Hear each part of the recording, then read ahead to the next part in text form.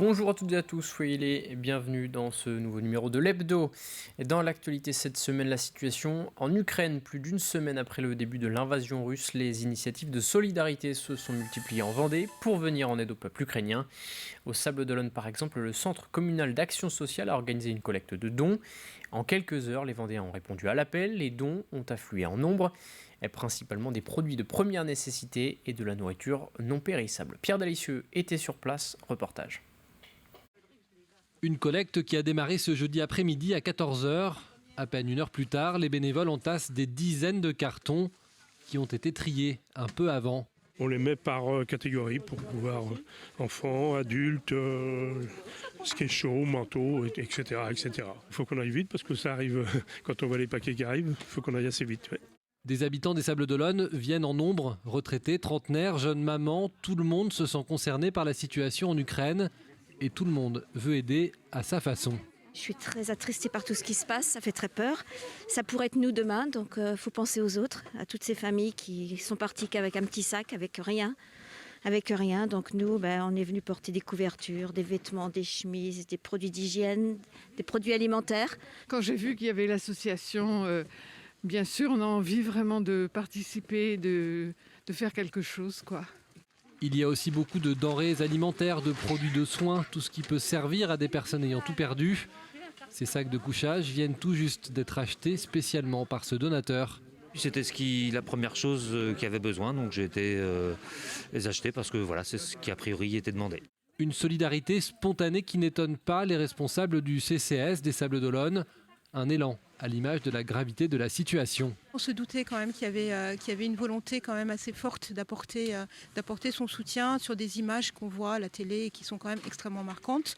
Et donc la ville des Sables-d'Olonne et le CCAS ont souhaité organiser cette collecte. On bénéficie de l'aide de l'association des bénévoles des Olonnes qui sont particulièrement efficaces aussi à nos côtés pour assurer tout ce qui est le tri, la mise en carton et ensuite donc on sera en lien avec l'association France-Ukraine pour que tous ces cartons puissent repartir et aider au plus près des populations. Tous les dons récoltés en Vendée devraient être regroupés à La Roche-sur-Yon la semaine prochaine avant d'être acheminés vers l'Ukraine au plus vite. Et le CCAS des Sables-d'Olonne qui reconduit cette collecte ce lundi 7 mars de 9h à 12h à la salle d'Olonne Espace. Et selon l'ONU, plus d'1 million de réfugiés ont quitté l'Ukraine depuis un peu plus d'une semaine. L'association Vendée-Ukraine se prépare à en accueillir une cinquantaine ce dimanche. Il s'agit de femmes et d'enfants. Ils seront hébergés dans des familles membres de l'association ainsi que des familles volontaires. A noter également ce rassemblement prévu en soutien à l'Ukraine ce samedi à partir de 16h sur la place de l'Hôtel de Ville et de l'ancienne commune de La Motte-à-Char. Et cette guerre en Ukraine a également des conséquences pour certaines entreprises vendéennes. C'est notamment le cas de l'entreprise Carré, spécialisée dans la fabrication de machines agricoles. Un contrat important venait d'être signé avec l'Ukraine il y a quelques semaines. Les explications d'Alix Lanos. Monsieur Evelyn, vous annonciez il y a quelques semaines sur les réseaux sociaux une toute nouvelle collaboration avec l'Ukraine. Quelle est la nature de cette collaboration et où en est-elle ? Alors aujourd'hui, la société Carré a développé depuis peu un marché sur l'Ukraine concernant des machines de désherbage mécanique. Et la situation, bien sûr, c'est tendue, c'est compliqué puisqu'on ne sait pas comment vraiment opérer. Maintenant, il reste à savoir que les commandes étaient engagées. Donc on s'est quand même mis en relation pour réfléchir à quelles solutions on pourrait apporter. Et en l'occurrence, on a décidé de reporter dans un premier temps les commandes qui étaient en cours. Donc vous allez suspendre la mise en route et la fabrication des machines ? Tout à fait, c'est ce qu'on a fait dans un premier temps. La suspension pour peut-être mettre dans le meilleur des cas ces machines en route dans un second temps. Mais dans l'immédiat, on ne sait pas comment faire, mis à part prendre ce genre d'action. C'est un gros contrat qui a été engagé ? C'est un contrat important qui, chez nous, représente forcément une somme conséquente. Et en l'occurrence, il y avait déjà une première partie qui avait été engagée d'un point de vue financier. Et donc, la nature aujourd'hui, pour reprendre la suite de ces événements, fait que ça nous amène à nous poser des questions sur quelle manière on pourrait procéder pour éventuellement redistribuer ces machines. Et de quelle manière justement est-ce que vous allez vous réadapter? Est-ce que vous envisagez des changements dans le fonctionnement de l'entreprise aujourd'hui? Alors pas des changements profonds, simplement forcément ça nous amène à en tout cas geler une partie de certains investissements qui auraient pu être immédiats. Donc on va les repousser dans un premier temps. Et puis en fait peut-être que certaines des machines qui étaient engagées pourraient malgré tout convenir à certains marchés français ou export à convenance d'un pays différent, quoi. Est-ce que vous avez pu avoir des nouvelles de votre partenaire ukrainien sur place? Alors dans un premier temps c'est très compliqué puisque d'abord on les a reçus il y a très peu de temps ici donc à l'entreprise. Mais ça c'est compliqué parce qu'on ne sait pas, d'abord on n'envisageait pas que ça puisse arriver. On a tous été surpris et comme c'est entre guillemets presque une première fois, on ne sait pas comment faire. On a essayé de les contacter mais c'est très difficile parce que là-bas évidemment la situation est plus que tendue. Voilà pour les premières conséquences de cette guerre en Ukraine sur l'économie française et vendéenne, des difficultés qui sont malheureusement appelées à perdurer. Et toujours à propos d'économie, le comité départemental de sortie de crise créé en septembre dernier vient de dévoiler il y a quelques jours un premier bilan. Une réunion était ainsi organisée à la préfecture pour présenter les chiffres de la reprise économique en Vendée après 2 années marquées par la crise sanitaire. Les précisions d'Alexia Janet. Une santé économique qui a repris de plus belle, c'est ce qu'on peut retenir de ce premier bilan du comité départemental de sortie de crise, alors créé en septembre 2021. Et bien justement, pendant cette année-là, le chiffre d'affaires des entreprises vendéennes, tous secteurs et toutes tailles confondues, a très nettement augmenté. Il est même 8% supérieur par rapport à l'année de référence qui est 2019. Un chiffre satisfaisant bien sûr, mais qui doit être nuancé puisque tous les secteurs n'ont pas été logés à la même enseigne pendant cette crise. Le chiffre d'affaires de l'entreprise vendéenne, c'est à peu près 48 milliards, plus de 48 milliards.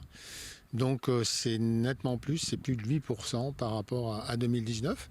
Puis le point positif aussi qu'il faut souligner, c'est les exportations. Les entreprises vendéennes travaillent à l'international.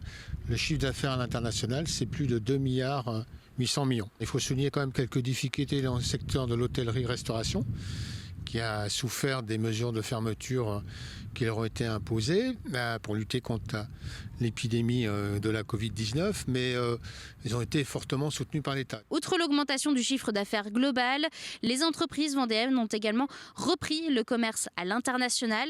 L'activité en dehors des frontières françaises a lui aussi augmenté par rapport aux 5 années précédentes. Mais cela ne veut pas dire que la crise est pour autant derrière nous, puisque certains dispositifs sont toujours mis en place pour certains. Il y a effectivement toujours des aides en place, donc il y a encore des sources d'aide à les solliciter, notamment pour les discothèques et les établissements salles de danse, pistes de danse, ce qu'on appelle le monde de la nuit plus généralement.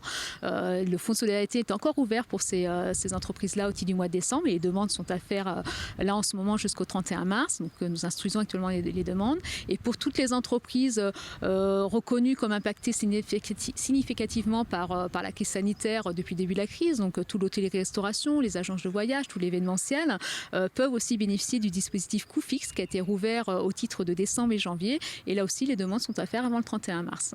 Notez aussi que pendant cette crise qui aura duré près de 2 ans, plus de 323 millions d'euros auront été distribués dans le cadre du fonds de solidarité dans le département. Cela représente plus de 17 000 entreprises bénéficiaires.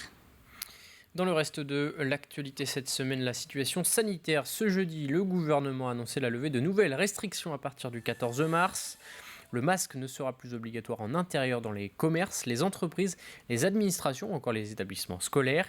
Il reste cependant obligatoire dans les transports et les établissements de santé.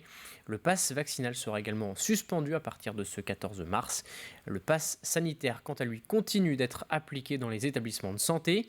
L'obligation vaccinale reste également en vigueur pour les soignants. Et en Vendée, plusieurs centres de vaccination ont d'ailleurs récemment fermé leurs portes. C'est le cas des structures de Luçon, Noirmoutier, Challans et Saint-Hilaire-de-Riez. Des décisions prises par les municipalités en accord avec l'Agence régionale de santé. La fréquentation de ces centres de vaccination est en effet en baisse depuis des semaines. De nombreux Vendéens ont complété leur schéma vaccinal. Reportage à Saint-Hilaire-de-Riez, signé Grégoire de Châtillon. Des agents techniques qui replient les barnums, ceux du service informatique qui démontent le matériel, une fermeture après quasiment 11 mois de vaccination, jusqu'à 550 doses au quotidien au plus fort de son activité cet été. Ouvert le 7 avril dernier, le complexe sportif de Saint-Hilaire-de-Riez, transformé en centre de vaccination, a fermé ses portes vendredi dernier. On a bien vu qu'il y a eu une baisse de la fréquentation et que la pression des chiffres s'est fait sentir tant au niveau départemental que national. Donc nos associations sportives qui ont vécu cette situation de blocage sur cette salle, mais on a vraiment tout fait pour leur apporter des alternatives pour qu'elles puissent continuer. Arrivé à un moment, il était important de pouvoir restituer cette salle pour nos associations sportives et de ne pas la mobiliser alors que le nombre de vaccinations descendait de plus en plus. Donc il a été décidé de pouvoir redonner la vraie vie à ce complexe sportif. Jusqu'à 80 injections jour avant de fermer alors que le centre en dispensait encore jusqu'à 500 quotidiennement au mois de janvier dernier. Ce sont désormais les médecins et pharmaciens du territoire qui prennent le relais. Je pense qu'on a été un centre de vaccination très à l'écoute des personnes. On n'a pas fait que de la vaccination. On n'a aussi pas hésité à aider les gens qui sont venus parce qu'ils avaient des problèmes de passe sanitaire. On a fait beaucoup d'aide, beaucoup de vulgarisation des normes nationales. Vraiment, les équipes ici ont eu vraiment à cœur d'aider les gens. C'était vraiment une solution globale. C'était pas que de la vaccination, quoi. C'est une page qui se tourne pour ce qui fut ici le centre de vaccination du pays de Saint-Gilles-Croix-de-Vie. Le 14 mars prochain, cette infrastructure rouvrira à nouveau ses portes pour les sportifs.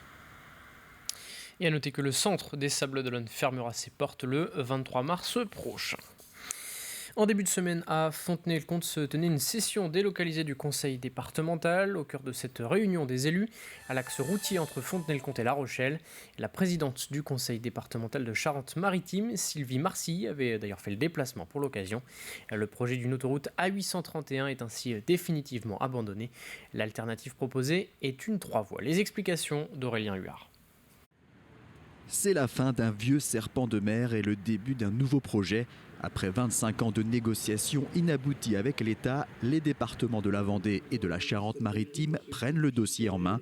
La page de l'autoroute A831 est définitivement tournée. Je ne crois pas tous ceux qui disent que ce projet pourrait aboutir. Nous sommes aujourd'hui avec des contraintes environnementales qui n'iront pas s'amenuisant, qui ne nous permettront pas de réaliser ce grand projet qui n'est plus d'actualité. Le projet que le département de la Vendée va mener, c'est un projet d'une liaison fluidifiée, sécurisée entre nos deux pôles majeurs que sont Fontenay-le-Comte et La Rochelle. Pas d'autoroute donc, ni de 4 voies, mais une 3 voies entre Fontenay-le-Comte et La Rochelle, à l'image de ce qui est prévu entre Esnay et Saint-Gilles-Croix-de-Vie. Un axe sécurisé, limité à 90 km/h, qui facilitera les dépassements et devrait fluidifier le trafic. Cela représente 20 km sur le territoire vendéen jusqu'à l'île d'Elle. La Charente-Maritime prend le relais sur son territoire avec notamment le contournement de Maran, un aménagement qui va permettre de poursuivre le désenclavement de ce territoire. Avoir une desserte routière supplémentaire, c'est forcément un atout. D'abord évidemment en termes d'attractivité. Aujourd'hui le Sud Vendée, je ne le cesse de le dire, reconnaît à nouveau une attractivité forte. Avoir une autoroute, en tout cas une alternative à l'autoroute, c'est un plus. D'abord pour tout à chacun, pour évidemment l'économie, bien sûr pour la santé. Ça va permettre aussi d'avoir des médecins qui sont un peu en surnombre sur la Charente-Maritime, mais en tout cas sur La Rochelle. Donc être en proximité, ça peut permettre d'avoir de nouveaux médecins, bien sûr de nouveaux habitants. Le projet est lancé dès ce mardi avec les commandes d'études. Le coût total en Vendée s'élève à 20 millions d'euros. Le début des travaux est espéré pour l'année 2026. On termine cet hebdo avec un mot de sport. Une cérémonie était organisée cette semaine à Saint-Jean-de-Mont en l'honneur de Chloé Trespeuch, récente médaillée d'argent en snowboard cross aux Jeux Olympiques d'hiver de Pékin. La snowboardeuse est en effet en partenariat avec la collectivité de Saint-Jean-de-Mont depuis 2015.